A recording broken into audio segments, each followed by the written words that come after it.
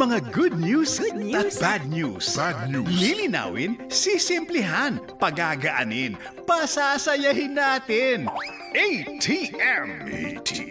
Anong take mo? Tuwing hapon. Kasama sina Maan Macapagal at Sandro Ochiona. ATM. Anong take mo? Dito lamang sa solid na DZMM Radio Patrol sa Istrenta at DZMM Teleradyo.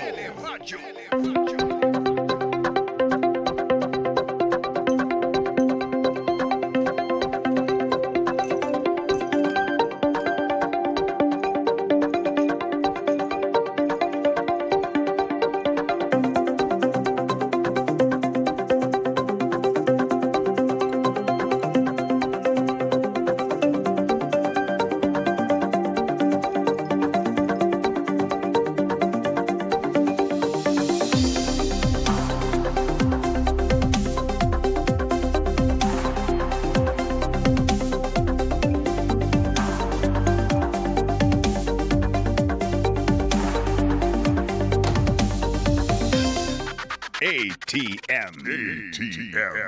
Anong take mo sa DZMM? Ay, magandang hapon po. Ako po si Sandro Ochiona. Maulang araw, ayan. Uy, partner, gusto ko yung mga ano mo talaga, mga padyaki mo. Oo, mga padyaki. Kasi di ba nagsisilabasan yung mga pangmalakasan nating jacket, Oo nga. sweater. Mga panangga sa ulan. Oo, mga ano yan, tawag dito? Magponcho kaya Kapote. ako dito. Oo, pwede rin.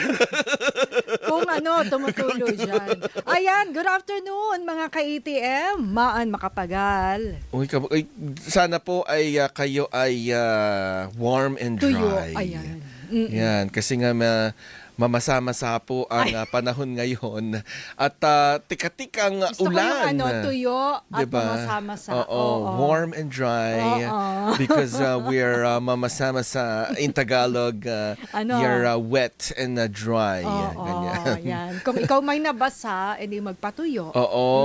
Ay, tsaka wag, naku. Ano gusto mo, basa o tuyo? Hindi, wag po kayong masyadong, kailangan pag kayo'y gininaw dahil nga kayo'y nabasa sa ulan, nako, alam na natin na susunod dyan, kaya ingatan niyo po ang sarili ninyo. Ha? Bakit ba kasi, ang kasunod ng halimbawa'y ikay naulanan, di ba sabi ng mga nakatatanda ay iligo mo agad yan. Sisipunin ka. Oo, pag naambunan ka. Ano bang ano nun? Hindi kasi baka may virus kang nakuha mula doon sa Ba ulan. yun? So mabuti kasi na diba may mga maglinis ka bakterya na. din yan Oo. diba? Kasi nga, ano ba yan, hinigot dahil may sa lupa. bacteria or May virus or sa hangin. Oo, ganyan, ang sabi rin diba? naman ng mga doktor ay dahil nagbago yung temperatura ng katawan. Oo. Oo, So, kaya minsan pag ikiginaw. Oo, gininaw, tapos parang lalagnatin. Oo. Kasi nga nabigla siya dahil ikay nabasa nga ng ulan. Humina yung resistensya mo Oo. dahil nga ikay gininaw.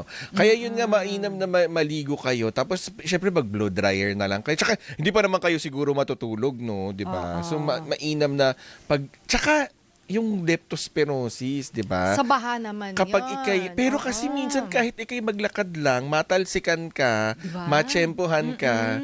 So mainam talaga na pag ikay galing sa ulan, maligo ka na, iligo mo na, maging malinis tayo sa ating mga katawan. Tsaka ano yung tilamsik lang. Di ba minsan yung pag manipis yung senelas mo, Oo. di ba napapasukan siya na tubig pag naglalakad Oo. ka. O kaya- Or minsan manipis, kasi di ba yung goma, yung mga flip-flop na, di ba may butas yon? Yes. Yung ganon. Oo, May yung minsan yung butas nun, doon Oo. pumapasok yung tubig. Oo. Nakakainis yung ganon. Isa pa. Ano? ang dal-dal-dal mo, di ba? Ay, maulan. Oy, Oh, yan. Oh, pumasok sa bibig mo yung tubig. Ah, Oh. ganon. Pwede yan. Pwede yung route ng leptospirosis. So, ibig sabihin, kumakain ka Oh. ng tokneneng. Naku, parang gusto ko pa naman. Tapos din yun. squid ball sa daan. Oo. Dumaan yung jeep. Naku po. Dumaan yung sasakyan. Diba, syempre, Natalsikan ka. natalsikan ka, tapos pumunta doon sa kinakain mo. Ganun Naku, ba yun? pwede rin yun. Tsaka sa mata rin, pwede. Sa mata din. So, ang gagawin natin? Huwag na tayo lumabas. Hindi maging malinis lang tayo. Maligo na lang tayo after, di ba? Para siguradong malinis yung ating katawan. And then for hygienic habit natin, pagka-uwi ay pahingang konti and then maligo. Kasi syempre, diba, sinasabi rin nila, marami ka ring mga nasagap na mikrobyo sa labas. Kasi yung iba, diba, parang bukas na ako, lamig-lamig. Tsaka yung itutulog ko na lang to, parang mag-ano na lang ako ng mukha. Naku, diba? Yung silamos na lang. Hindi ko talaga kaya yung matutulog ka nang hindi ka naligo. Kahit o gaano kaya, kapagod, no? yung diretso ka sa kama. Hindi, pero kasi, minsan may mga kababayan tayong sobrang nagtrabaho. Oo, sa bagay, Lalo yung mga pagod. Pagod sobra. Na Oo nga. tulog na lang yung pahinga. Alam mo yon? Minsan nga hindi naman nakakakain yung mga yan. Pag na-traffic, ay nako, itutulog mo na lang. Tapos gigising ng maaga na naman. Mata-traffic na naman. So yung iba, hindi na nga talaga nakakaligo. Alam mo yon? Ay, paggising ko na lang. Hilamos na lang muna ako. Di ba? Ganun yung kagawian ng iba eh. Oo, Diba? Ay, teka lang. May birthday. Batiin lang natin Sino si yan? Nemo Sindalawis. Ay! Naku, si ating, Nemo ba yan? Pati ka nga, Naku. segment producer sa TV Oo Patrol. nga. Ang haba ng pila sa news department sa editing, hindi ako makasingit. Oo. Ang daming bilao doon. Talaga? Bongga Kaya talaga pala pag pagpasok nag-birthday ko, yan. Oo. amoy pansit. May nakita akong carbonara. Ganun. Ay, talaga? Dapat pala doon tayo nakikain kay Nemo. Oy, Hindi, happy sabi birthday, ko nga, sana Nemo. may matirhan. Oo nga. Magpatira ba yun? Oo. Oo. Kasi itong si Nemo, minsan nagiging SP ko rin yan nung araw. Oo, Nung araw talaga dati. Ganun lang yan. Nung nakarang linggo lang yan. Oo. Kasi, ay, tsaka Batang may kikwento bata kasi, ito. kasi minsan naiiyak yan si Nemo eh. Oo. Baka Pag may mga sinusumbong ako. Hindi. Kasi SP ko yan eh. Hindi kasi. Nahirapan na naman Pag sa storya mo. actually, ganyan nga. Nahirapan ako sa storya ni ganyan. Oo. Kaya naiiyak. Tapos na-appreciate nun pagkatabi mo siya nag-i-edit. Oo. Alam mo naman, yan yung mga simpleng kaligayahan ng mga segment producers natin sa TV Patrol. Yung parang mag-thank you man lang. Tsaka yung upuan mo, yung editing mo, kasama sila. Kasi nga minsan, syempre ang dami na nalang inaasikaso. May mga tanong sila dun sa mga storyang ini-edit. Ganitong oras ang Ako kasi kasagsaga ng dati, editing. bihira rin akong bumalik para sumama mag-edit. Kasi nga sa NBI ako na-assign. Alam mo naman doon. By the time na makabalik ka dito. Hindi yun eh.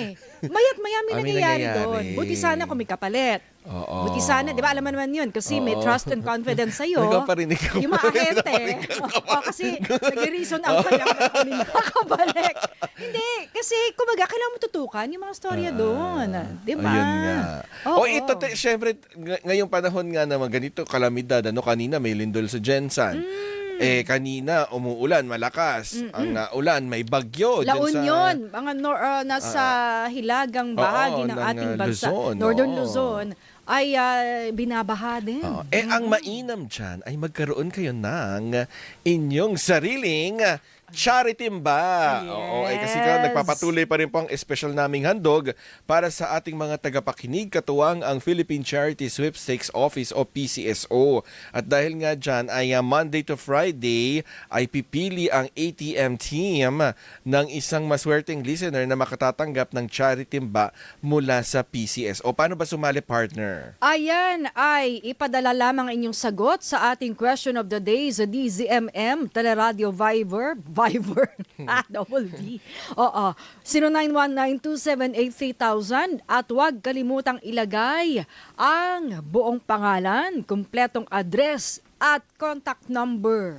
O yan. Pero ang question of the day ngayon. Question of the day. Ano ba yan? Kung ikaw ang nasa hot seat ngayon, anong tanong ang ayaw mong marinig? Oo. Sige, Mauna ikaw. ka na, partner. Kunwari, ikaw ang nasa hot Ba't seat. parang kasalanan ko? Bakit ako lagi? Ikaw na.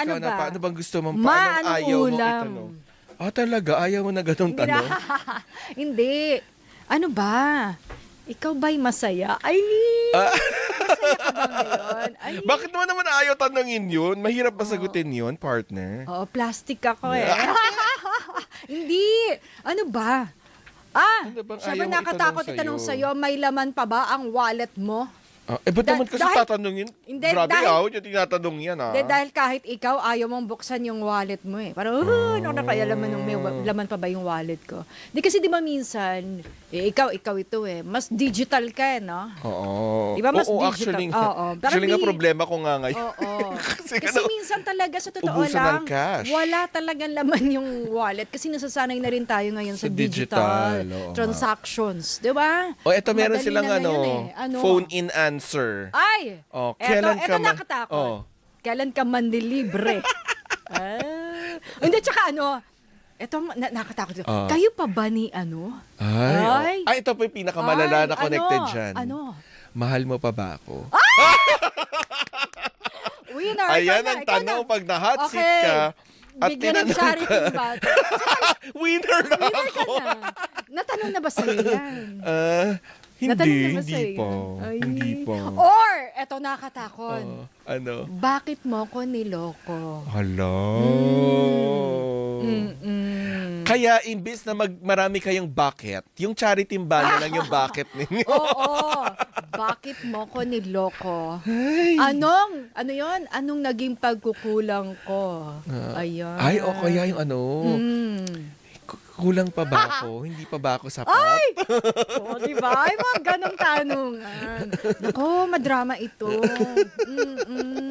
Ang dami niyong alam. O, ayan, dyan na. Ready na yung Bahala kakausapin natin. Makakasama po natin live via Zoom ang dati pong Senate President, si dati pong Senador Tanong natin Aquilino Coco Pimentel III. Magandang hapon po, Sen Coco. Good afternoon. Good afternoon, Maan, Sandro, sa lahat po ng nanonood at nakikinig sa inyo, lalo na yung sinasabi niyong tinatalsikan ng tubig baha. Mag-ingat. Oo nga eh. Lalo yung mga kababayan nating talagang, kailangan lumusong. Oo, tsaka yung mga pedicab driver, tsaka tricycle driver, imposibleng hindi yan matalsikan ng tubig na baha. Yung mga nagtitinda. Mga Nagtitinda nagtitinda sa rin. ating mga palengke. Talagang lubog lagi. At may mga lugar tayo di ba? Minsan Malabon, Ubando. Yun yung talagang Lubog sa baha. all year round ata, di ba? Pero ang topic natin ngayon, Sen Coco, hindi naman pumasok naman tayo. hindi naman tungkol sa baha.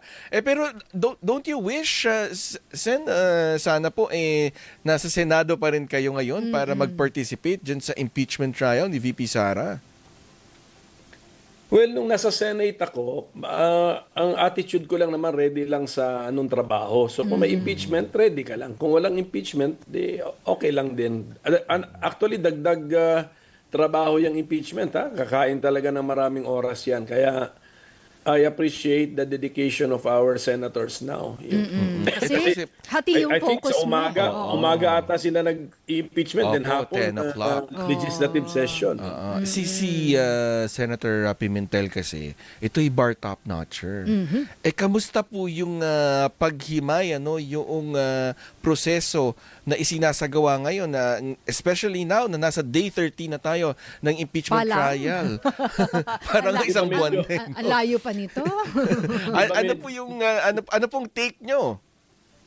Di ba medyo streamlined na? Medyo wala na yung mga dating yung like nung day 1, day 2 na day 3 na puro objection tapos paulit-ulit pa yung grounds. So ngayon medyo streamlined na ngayon ang proseso nila. So tingnan mo I think naka-present sila na more than 800 vouchers ba yun o documents? Opo, yung acknowledgement receipts. Acknowledgement receipts. O di, mahaba yan kung talagang, kunyari gusto lang i-delay nung isang party, pwede niyang gawin yun sa dami ng kanyang mga observation. Pero ngayon mukhang streamlined na kasi alam naman ng mga lawyers na sui generis ang impeachment, hindi masyado dapat rules of court. Hindi masyadong lahat ng letra ng rules of court i-apply mo. Ito pong nagaganap na proseso talagang nalantad, nakita natin na marami palang red flags. In fact, ang sabi nga po nung naunang mga witness, kagaya ng mga opisyal ng Land Bank, na unusual. Sinabi naman ng COA, yung mga kinatawan ng COA na marami silang nakitang irregularidad. Sa tingin niyo po ba yung disbursement ng pondo ng pamahalaan kailangan na pong maglagay pa ng safeguard? Kasi nga po, nakakatakot na yung milyon-milyong pondo na confidential fund at intelligence fund in-encash at inilagay sa gym bag. O dapat i-tighten, pero yung paglalagyan kasi wala namang pakialam na yung bangko doon, 'di ba? Syempre kung nagwi-withdraw ng cash, kailangan meron talaga siyang lalagyan. So hindi na sila makikialam kung linagay mo ba yan. Ano yung mga Sako testimony man yun, na narinig natin, gym bag or kung minsan armored car, 'di ba? May narinig tayong ganun, armored car eh. So ang kailangan na lang natin i-tighten yung ating mga procedures, lalo na siguro yung audit, itong COA. Kailangan palakasin natin ang ating COA. Ang alam ko, merong new government auditing code na bill na assign ito kay Robin, pero hindi naman nung time ko na isang beses lang linagay sa floor yan, tapos nag-interpolate lang ako na sandali, inabandon na ni Robin, hindi na niya dinipensahan. Napunta kay Robin ito kasi this is a very long law code. Ito, code. Kinuha niya yung Committee on the Revision of Codes. Kaya mabigat na committee yun kasi mga legal codes, mga voluminous codes ang involved dyan sa committee na yan eh. Lalo na po ang sinusunod ngayon yung 2015 pa na circular ng COA. So do you think it's about time na siguro hindi na lang circular, baka kailangan na ng pagsasabatas nung nilalaman ng circular. Lalo na yun nga na-discover natin Sen Coco na yung bawal pala gamitin sa medical tsaka pagbili ng gamot itong confidential at intelligence fund. Pero ginamit ito at later on na lang nalaman kasi nga nung ino-audit na yung acknowledgement receipts. Gawa na lang ng batas. Ako meron akong DIRINAF noon na sa CIF yung confidential and intelligence funds, isama na yung mga detalye on how to liquidate it. Una sa lahat, i-define what is an intelligence fund and then anong ahensya ang pwedeng bigyan nito. Limitado lang dapat yan kasi intelligence fund, dapat meron kang intelligence mandate or intelligence work. Tapos, ano naman ang confidential fund? Limitado din ang mga ahensyang bibigyan mo niyan. Yung confidential. Tapos, ilagay na lang sa law para wala ng gulo how to liquidate such funds. So, kailangan mo siyang bigyan ng konting difference sa regular funds. Kasi nga, nagkikreate ka nga ng ibang category ng funds. General fund o regular expenses. Tapos ito inaalaw mo ng konting flexibility yung ahensya, binibigyan mo siya ng confidential and intelligence fund. Kasi meron siyang gagastusan na sometimes mahirap i-dokumento. Di ba? Kasi yung informer mo, wala namang OR yun eh. Hindi naman lahat ng tao may OR eh. So, di ba? Sir, yung halimbawa, kasi sa intelligence work, medyo nababad tayo because nag-cover tayo sa NBI. Nakikita ko yan na parang merong mga informants o assets na ginagamit. Tapos, syempre kailangan mong bigyan ng pagkain ito. Diba? Kasi, halimbawa, roronda siya, magsa-surveillance, magbibigay ng impormasyon sa'yo pagbalik. Minsan nga, binibigyan din ng pang-load dahil pantawag sa'yo, pang-text ninyo. So, pero, syempre, sasabihin nyo, uy, wag nyo po akong pangalanan. At syempre, paano mai-liquidate yung mga ganon? Itatago mo ba siya sa ibang pangalan? Kasi, kumbaga, Zandro Ochona ay hindi mo pwedeng gamitin nga sa liquidation for security purposes. Sir? Ay, Andik. Pagdating kasi dun sa joint circular na yon, yung liquidation reports kasi dyan, eyes only yan ng special unit ng COA. I'm sure sworn to secrecy ang mga yan. Kung madaldal yung mga yan, hindi ka pwede doon sa special unit na yon or may sanction ka kung binubulgar mo yung mga na-encounter mo. So ako, ang paniwala ko diyan, hindi mo pwedeng itago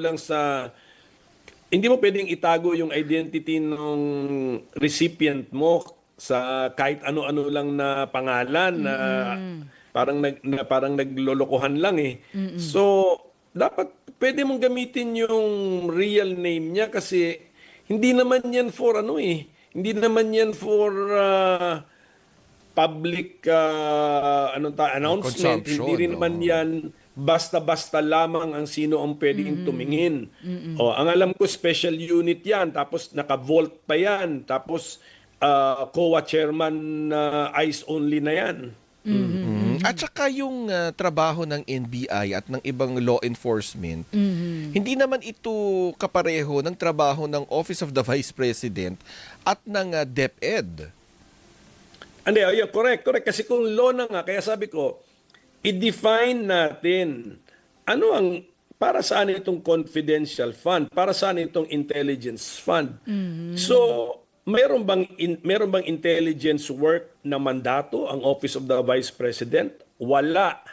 Meron bang intelligence work na mandato ang Department of Education? Wala. Ngayon, sa confidential fund naman, ilimit pa rin natin yun. Bakit ba natin binibigyan ng confidential fund? Kasi meron din siya mga kilos na related din sa intelligence work. So dapat ayusin na lang yung batas in such a way na ang main purpose, yung intelligence work, tapos may mga nagsusupport sa intelligence work, yun yung mga confidential fund. Pero ang Department of Education at saka ang Office of the Vice President, na ang mandato ng Vice President is maghanda ka maging presidente at any time. Yun yung mandato mo. So, spare tire, diba? Yun nga ang nakasaad sa ligang batas. Pero ayoko nga tawaging spare tire. Merong yung sa time mo, marami kang spare time sa oras mo, maghanda ka, mag-aral ka, magpa-briefing ka kasi handa kang maging presidente at any time. Yun lang.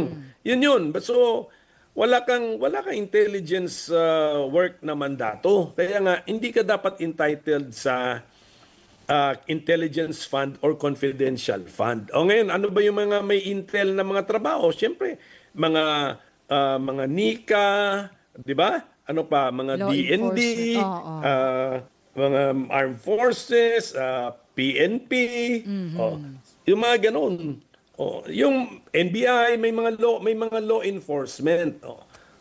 Tapos stricto although mas liberal sa liquidation, hindi naman ito sobrang parang baliwala na, lokohan na lang, lokohin mo na lang, babuyin mo na lang yung liquidation mo. Hindi, seryoso pa rin yung liquidation except that ibang unit ang titingin, special unit ang titingin, mga very experienced auditors na mahaba na ang serbisyo sa gobyerno, may disiplina sa kanilang sarili, hindi madaldal, at sa COA commissioners level lamang ang supervision. So ganun na lang pong gawin natin. Tapos wag naman natin palakihin ng amount. Ang nangyari kasi nag-bloat yung amount kasi nga dahil sa hindi klaro kung sino yung mga entitled sa intelligence tsaka sa confidential, ang daming ahensya humihingi ng kasi kung clearly hindi siya intelligence na ahensya, humingi naman siya confidential fund. So dapat maging stricto tayo diyan. Opo. Kanina po, nakausap din po namin si dating Senate President Franklin Drilon. Ang binabanggit niya, meron daw kasing bahagi ng CIF ni Vice President, yung 125 million, na galing po kay PBBM. So sabi niya, parang may pananagutan din yung Pangulo kasi ibinaba sa pangalawang Pangulo itong nasa 125 million na pesos na CIF. Galing din sa CIF ng Pangulo. Oo. Do you share the same sentiment? Baka galing sa contingency fund yon ng gobyerno. Kaya, ang point ko, ganito yan eh. Kung humingi ka ng pera, tas binigyan ka ng pera, yung ahensya binigyan ng pera, license to ano na ba yun? License to malverse? License to waldas ba yun? Hindi naman yung license to waldas, meron pa rin meron pa rin circular nga, joint circular na kailangan sundin na if the money given to you is in the nature of an intelligence and confidential fund, pwede mong gamitin. Pero sumunod ka rito how to liquidate kasi nga all funds in the government ino-audit. Kumbaga sa mas simpleng explanation, Sen, ang issue dito ay hindi yung pagkakaroon ng CIF, ng Confidential and Intelligence Fund, kundi yung paggasta dahil nga o kung paano ginamit at kung paano ito na-liquidate. Dahil lumalabas nung na-liquidate, parang questionable yung acknowledgement fund. Oo nga, hindi nga sineryoso yung joint circular, hindi nga sinunod. Pero kung magkaroon na tayo ng batas dyan, hindi na makakahingi ang Office of the Vice President ng CIF kasi nga wala siyang intelligence work. Ang confidential funds ay pang-support lamang ito sa intelligence work. So, never ka dapat makakuha ng confidential fund kung wala ka talagang relationship sa intelligence agency. So, kung meron lang sanang klarong batas na ganyan, hindi siya makahingi ng confidential or intelligence fund. Okay, let us say humingi siya ng additional budget at binigyan siya charge doon sa contingency fund ng gobyerno, binigyan siya ng Office of the President. O i-audit pa rin yun, pero regular audit. So ibig sabihin hindi magkakaroon ng kaparehong safeguard na kasi nga po ang binabanggit din ni Wamil din hindi naman confidential yung confidential funds, hindi siya completely confidential because may mga nakakakita pa rin. Correct. Ano lang yun, ginamit lang ang term na yun na lower siya than intelligence fund. Intelligence fund tapos may mga activities na tumutulong sa pag-gather ng intelligence, yun yung confidential fund. Kasi nga, wag mong i-anunsyo sa publiko kasi bulilyaso yung activity. Kasi nga, sinasabi mo na, meron kami rito safe house dito, meron kami mga hinahir na mga, na mga informant, di nabubulabog tuloy. So, yun lang yung meaning noon.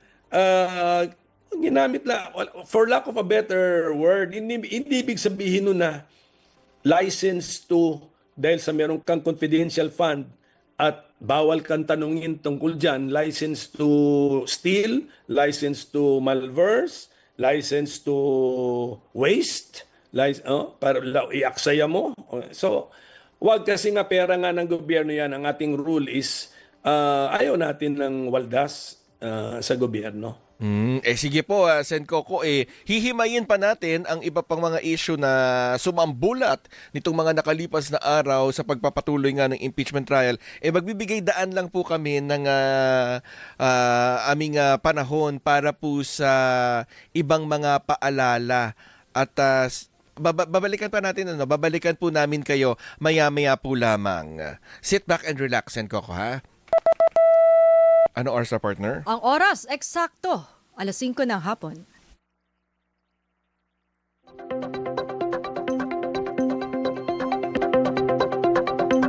ATM. Anong take mo sa DZMM?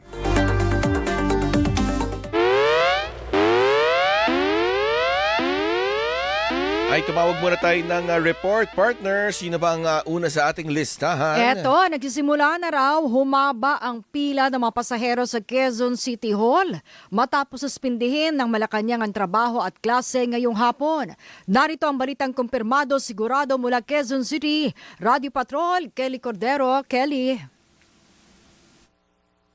Bago yan, Sandro, lagay muna ng panahon, nakakaranas ngayon ng pag-ambon dito sa bahagi ng Quezon City at pabuso-bugsong pag-ulan. At sa likuran ko nga, makikita nyo, nagsisimula ng humaba ang pila ng mga pasahero dito sa may tapat ng Quezon City Hall na mga nag-aabang yan ng bus at jeep pauwi sa kanilang bahay. Yung mga pauwi ito ng Kelly? Oo, medyo frozen si Kelly. Siguro malamig na rin dyan sa bahaging yan ng Quezon City. Ano, babalikan pa ba natin? Oo, siguro. Sige, balikan na lang. Subukan natin balikan maya-maya po lamang. Pero kasama pa rin po natin live via Zoom si dati pong Senate President Aquilino Coco Pimentel III. Magandang hapon po ulit, Sen Coco. Magandang hapon sa lahat.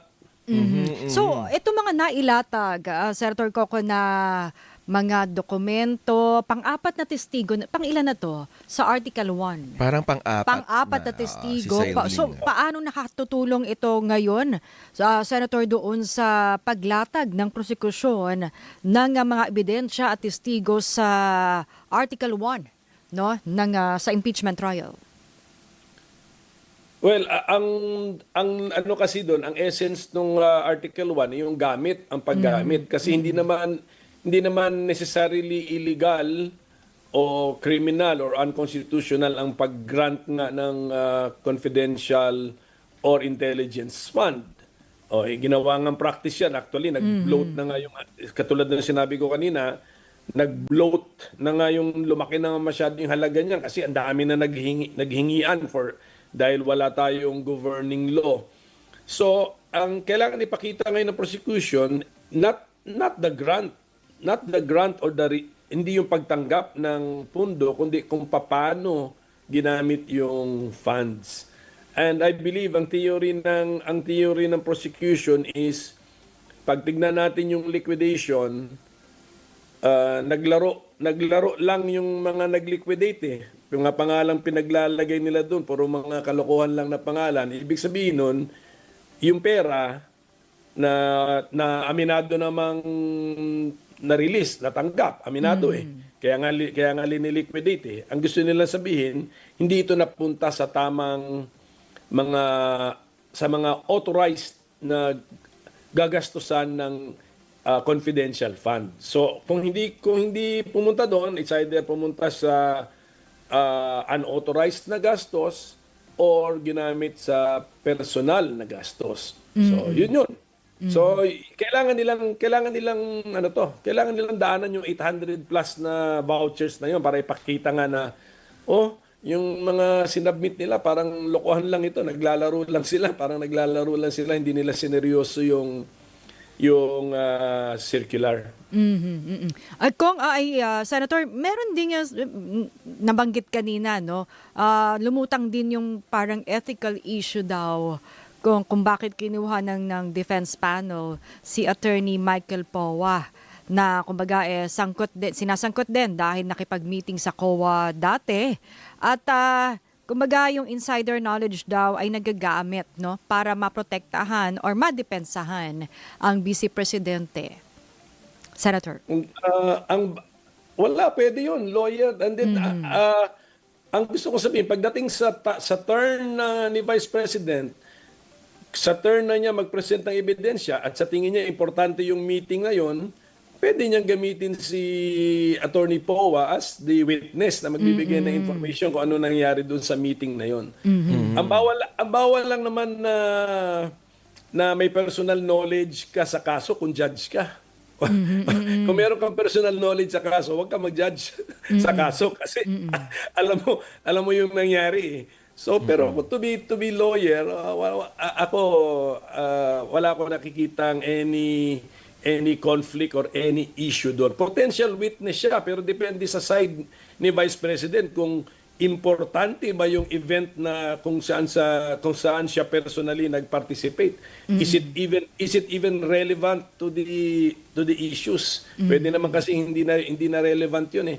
Kasi alam ko sa auditing merong mga conferences talaga 'yan eh. May tinatawag diyan ng mga exit conference eh. Kailangan talagang pag-usapan nila yung audit findings nila eh. Kasi I think partner Sen Coco, kaya po tinanong to ni Senator Raffy. Si Raffy ba to? Point of order. Raffy, I Tulfo. think. Oo. Raffy Tulfo. Na kaya ito tinanong po kanina kasi lumabas doon sa direct examination kay Wamil na inamin niya na nakipag-usap si Attorney Powa at si OVP Chief of Staff Zulaika Lopez sa kanya na imbis na mag-release ng audit observation memo ay isang audit in-inquiry na Oo, lang. kumbaga may hiniling, O parang may kumbaga request. parang dina-downgrade. Yung Oo. imbis na sitahin mo kami, yung mas maliit na pagsita.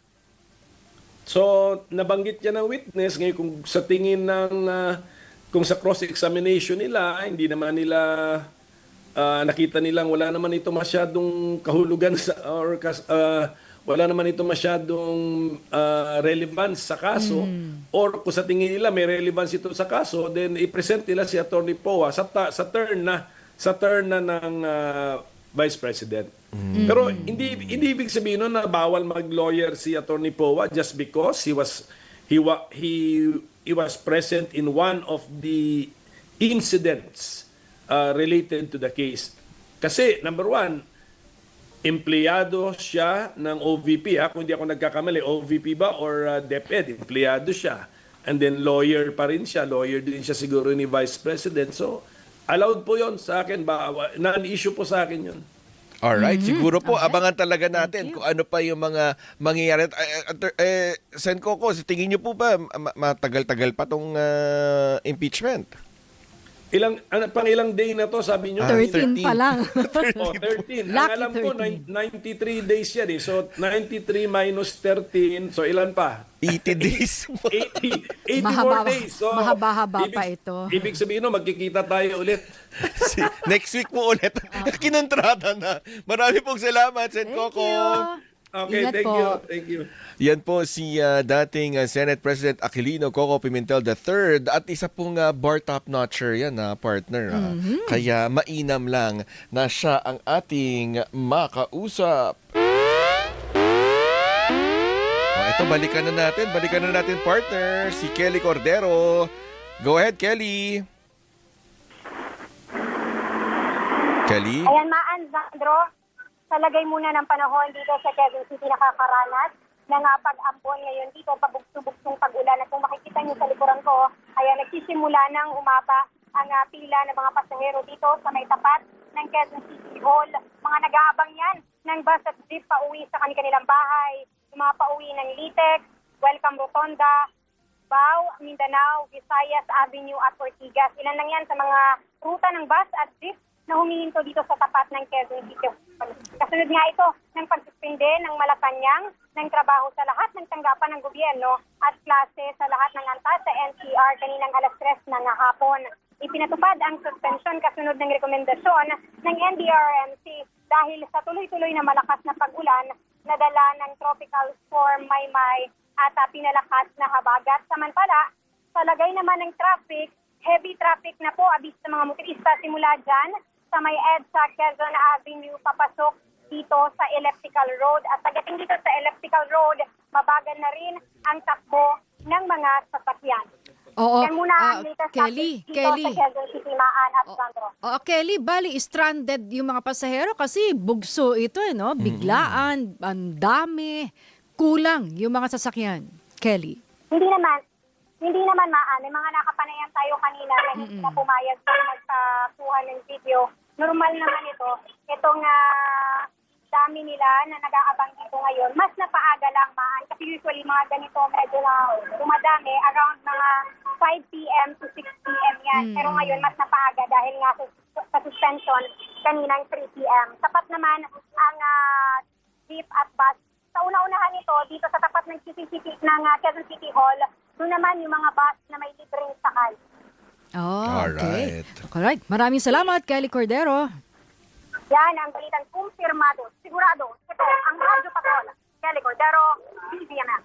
Kumuha pa tayo ng isa pang report, partner. Sino ba yan? Sino Eto, pa? Korte Suprema naglabas ng writs of amparo at habeas data pabor sa 4 na petitioners na nired tag-umano ng mga otoridad. Narito ang balitang kumpirmado sigurado mula Maynila, Radio Patrol, Bert Dizon. Bert. Yes, Sandro, naglabas nga ang Supreme Court ng writ of amparo at habeas data pabor kina Attorney Rhea Gorgonio, Joselito Macapobre, Annalyn Mirano at Maria Annabel Ulistrisimo. Kasunod ito ng umunoy pangreretag sa kanila ng militar at law enforcement agency at sila ay iniuugnay sa Communist Party of the Philippines New People's Army. Kahit sila lamang ay nagsasagawa ng human rights work at pakikilahok sa isang non-government organization, na sumusuporta sa mga magsasaka at mga komunidad sa Negros Island. Naglabas rin ang Korte Suprema ng Temporary Protection Order na nag-utos kay AFP Chief of Staff Lieutenant General Antonio Nafarrete at iba pang respondent na huwag lumapit sa loob ng 1 kilometro sa mga petitioner at kanilang mga pamilya. Inatasan din ng korte mga militar at law enforcement officer na respondent sa petisyon na magsumite sa loob ng 10 araw ng verified return na naglalaman ng kanilang defense at komento sa petisyon na nakabinbin sa Court of Appeals. Ipinag-utos din ng FT sa CA na magsagawa ng summary hearing upang matukoy kung may karapatan ng mga petitioner sa writs of amparo at habeas data at resolbahin ang kaso sa loob ng 10 araw matapos itong isumite para sa desisyon. Ang writ of amparo ay nagbibigay ng proteksyon sa buhay, kalayaan at seguridad ng isang tao, habang ang writ of habeas data ay nagpoprotekta sa personal na impormasyon laban sa illegal na pangangalap o paggamit na maaring magbanta sa buhay, kalayaan o seguridad ng isang individual. Samantala Maan at Sandro, sa mga sandaling ito ay tumila na yung malakas na ulan dito sa bahagi ng Padre Faura, partikular yan dito sa harap ng Supreme Court, at sa mga sandaling ito ay bumibigat na rin yung daloy ng trapiko dito sa bahagi ng Padre Faura dahil nagsimula na ngang maglabasan yung mga manggagawa dito sa mga tanggapan ng pamahalaan dito sa Padre Faura dahil nga doon kasunod ng pagsususpende ng Malacanang sa pasok sa trabaho at paaralan dito sa NCR. At yan ang balitang kumpirmado. Sigurado ito ang Radyo Patrol. Bert Dizon, DZMM. Maraming salamat sa iyo, Bert Dizon.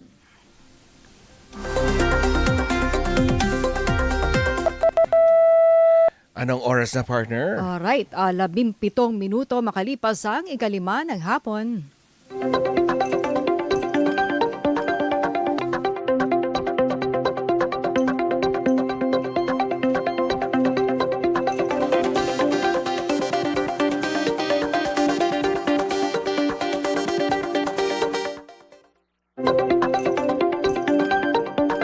Ito na, partner. Kasama na natin via Zoom si Father Ranilo Aquino, Dean po ng Graduate School of Law ng San Pedro University sa Maynila. Magandang hapon po.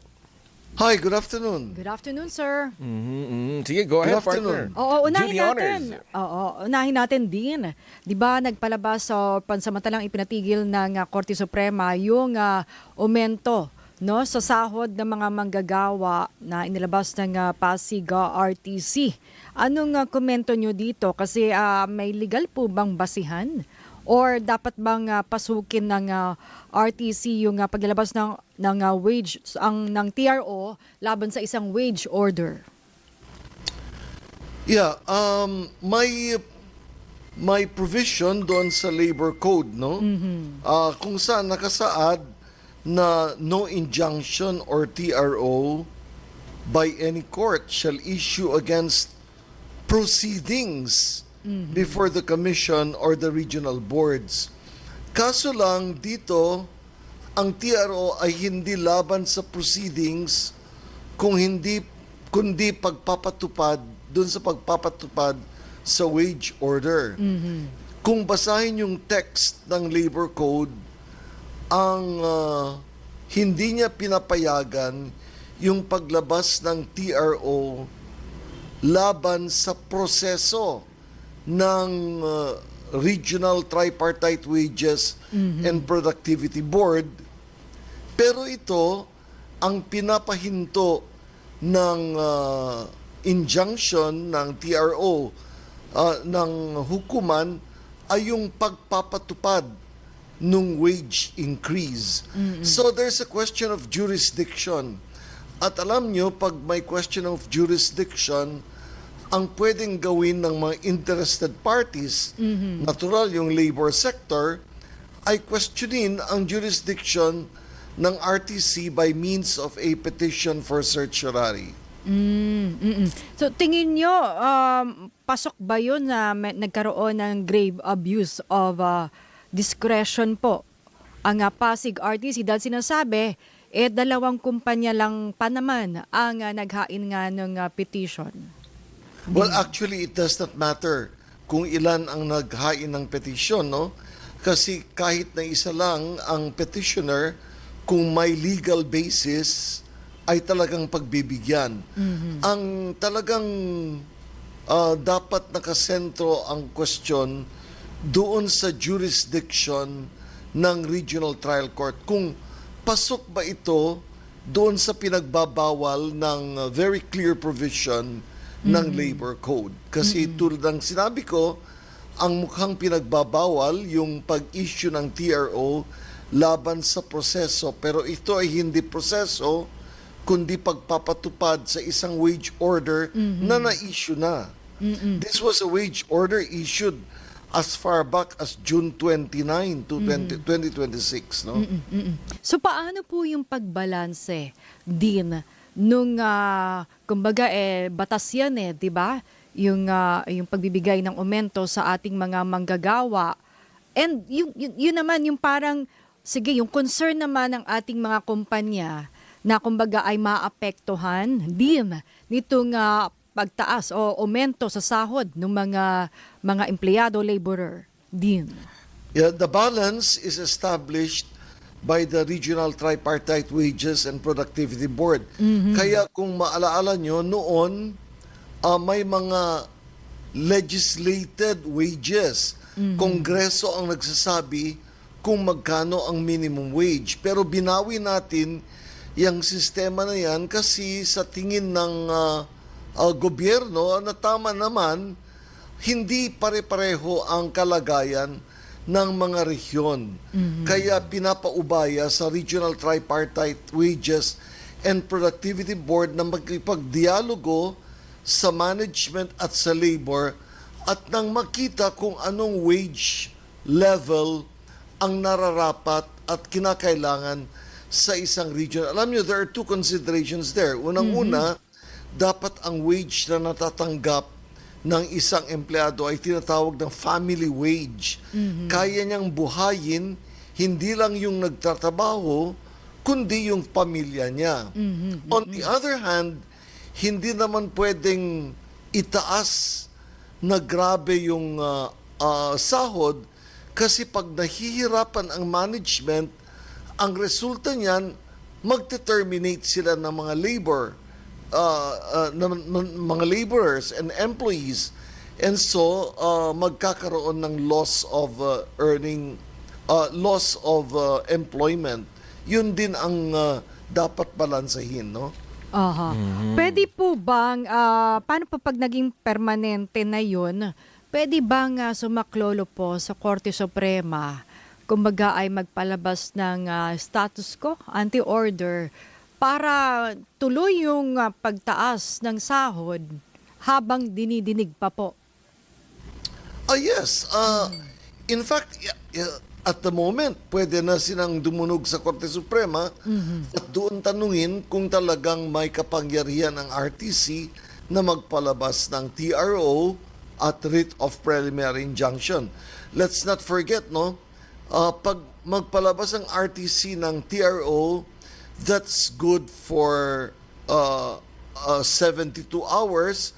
Yes. After that, within that period, papakinggan ng RTC ang partido kung kailangan bang i-extend sa 20 days. And within that period, maghihiring na naman ang husgado to determine whether a writ of preliminary injunction should issue.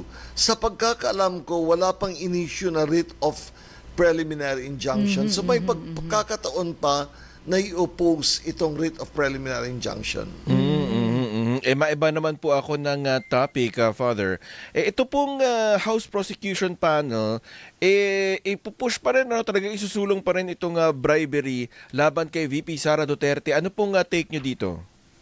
I think they should go ahead because that's a rather serious charge, no? Alam mo, when you induce with money a person in government to do something using his official function, yan ang tinatawag na direct bribery. Yun na lang magbibigay ka ng gift or pera sa isang government official kahit wala kang hinihingi sa kanya. That's considered indirect bribery. So ito, may ebidensya na nakalap ang House committees na nagpapakita na may perang binibigay sa mga officials ng DepEd at ng baliwalain nila yung mga findings ng Bids and Awards Committee. So that's really direct bribery, and I think they should go ahead with that. Alam mo, the importance of this is to send a signal din sa mga government officials na hindi pwede yung manunuhol ka just to have your way. Especially, this is the source of many acts of graft and corruption in government. Alright, siguro po talagang babantay na lang po natin talaga kung ano pa yung mga susunod na mangyayari dyan sa impeachment trial, lalo na't may nalalabi pang nasa 80 days. Oo, layo 80 pa. days, 80 long days, yes. Yes. Maraming salamat po, Father. Thank Okay. you. Yan po si Father Ranilo Aquino, Dean po ng Graduate School of Law ng San Beda University sa Maynila. Oy, may nakuha na tayong sumagot sa ating question of the day. Ang tanong muna, kung ikaw ang nasa hot seat ngayon, anong tanong ang ayaw mong marinig? Sabi ni Shena, taga-ano raw siya, Sun Valley na... Hindi, yung pangalan niya sa ibaba, address niya yan. Ay, ano ba? Oo, yung pangalan Ayun, niya. ito. Sorry. Sabi ni Tenet ng Candelaria City. Ano itong si Shena Park? Ano, address niya yan. Sinabi yung address. Hello, Miss Maan and Sir Zandro. Ang sagot ko sa tanong nyo, eto, alam mo, hirap din, hirap kang sagutin to, mahirap din to para sa nagtatanong, ha? Ano yan? Kailan ka magbabayad? Oo, kala nyo ba mahirap maningil? Mahirap paano? magbayad. Minsan, mahirap pagbayad, mahirap din maningil. Oo, wag niyo na sagutin. Paano? Bye! Bye! Bye!